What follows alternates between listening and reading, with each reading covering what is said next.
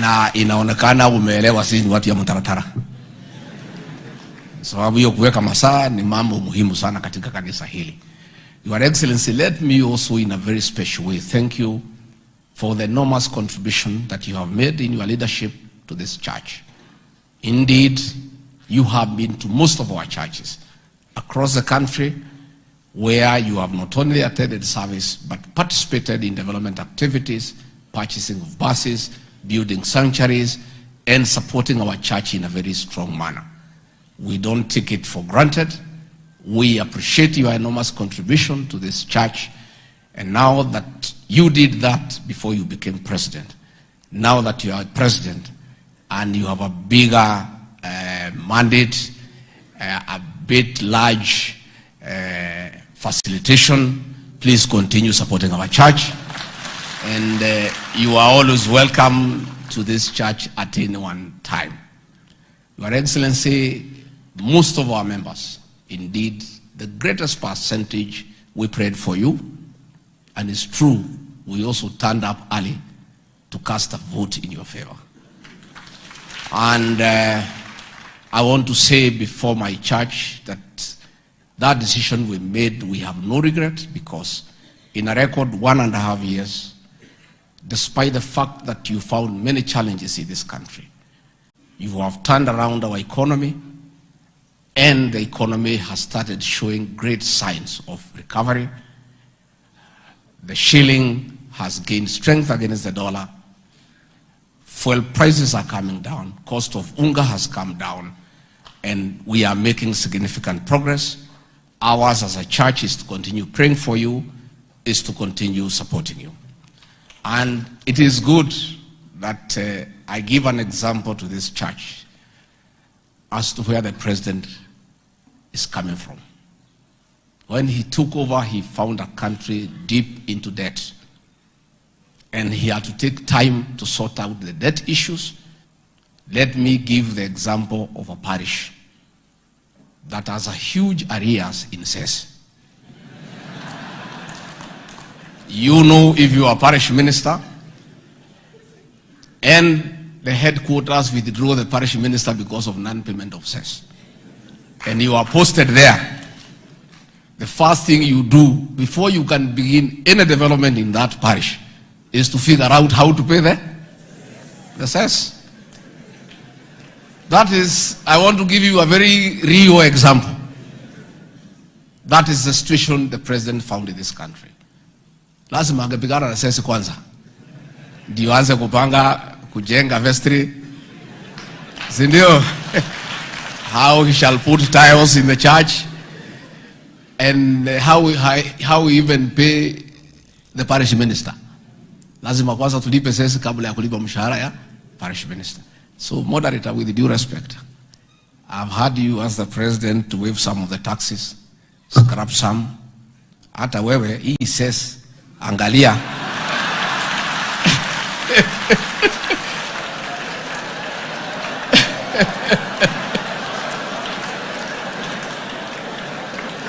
Si moderator ndiye anaitisha cess. Si ni yeye anaitisha cess. So hata wewe unajua ile mikakati umeweka watu walipe cess. So even as you are asking the president angalie, hata wewe angalia hii mambo ya cess imetuhangaisha sana siku mingi.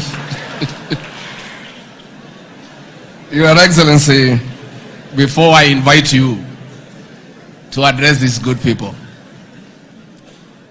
we had a very candid discussion with our moderator. As leaders, as members of this church, because we want to submit to his authority and we want to be good members. And we told him and his team to tell us where we have gone wrong, and he did, and for that we apologize. We also told our leadership that during the last campaign, at the higher levels, they were a little bit tight on us, because even ourselves as members, we were denied an opportunity to speak in church, despite the fact that we are known to be of good behavior. So we did request the moderator, and we are now requesting the General Assembly.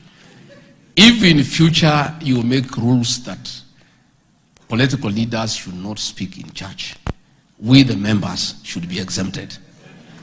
Because we are responsible people and we come in our capacity as members. We were quite unhappy that we were denied an opportunity to build a church in Berere PCEA Church. We were quite unhappy because nobody should be denied an opportunity to build the Church of Christ. And when we were there with the then Deputy President, we could not be allowed to go and build that church. Your Excellency, during our meeting, the leaders who were here committed, as a way of correcting that matter, all the people who are here, we shall raise funds to build that church to completion, and we shall invite you for the consecration ceremony, so that whatever you had wanted to do that day, you can come and do it.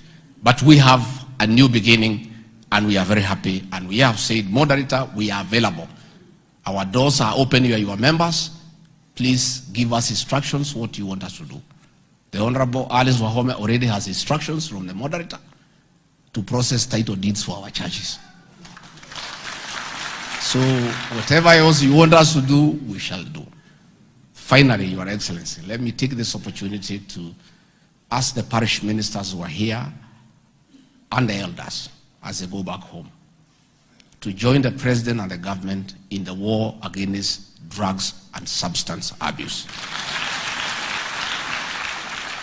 The President, in his wisdom and being a devout Christian, has given very clear instructions to the rest of us who work under him that he cannot agree, when he is president, our children to be killed by poison disguised as alcohol. That war is on from our end, but we cannot win it alone. We want the support of our PCEA Church. We want you to help to mentor our young people and to counsel them as well, and where you can, to join the government in creating rehabilitation centers so that we can save our dying population. Your Excellency, these ministers will tell you, there is no home that is not affected. Even their own homes are affected. True or false? These parish ministers have buried many people. There is no home where PCEA churches are that you don't have a fresh grave of our young people. I request you, please join the President and I and the rest of us in this war.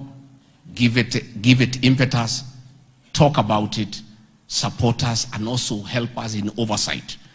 Where you find our officers are not doing the right thing, through the parish ministers, we are there. Let us get that information. And Your Excellency, it is a real crisis, and all these people know. The Reverend Leandegwa came to my home to bury my brother, Dr. Wachira, who died because of alcohol. The Reverend Jesse came to bury my other brother because of alcohol. And it's a story everywhere. So as we fight this war, it's not politics. It's a war for our next generation. And we want to ask our church, the PCEA Church, to lead from the front. Will you help us? Will you help us? So, Rais, ndio nikualike, hii ni kanisa lako. Kuje, you like singing? There is that song you used to sing with Reverend Kanya. If you feel like singing today, we'll join you.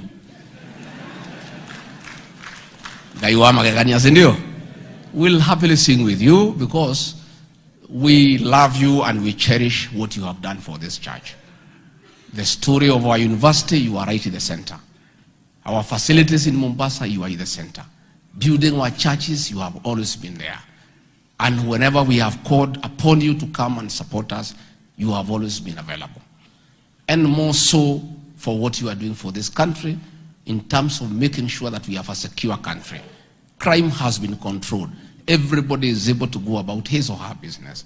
So us as a church, our work is to pray for you, is to support you, and is to make sure that we do whatever we can do to join you to succeed so that you can have economic transformation in this country, and you can live a better country than you found when your time comes. Muko tayari tumkaribisha rais? Si akitaka kuimba aibe tutaiba na yeye? Si yako nyumbani hapa? Karibu Mheshimiwa Rais.